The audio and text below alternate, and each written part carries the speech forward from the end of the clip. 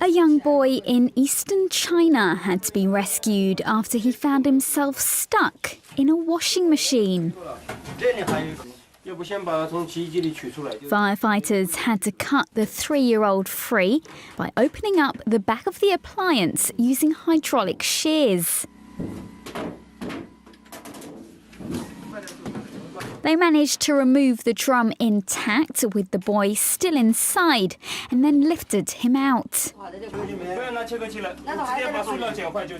His parents said they were entertaining guests at home when the boy wandered off to the laundry room unsupervised. It wasn't until they heard him cry out, unable to move, that they knew where he was and that he was stuck. The child thankfully walked away without injury.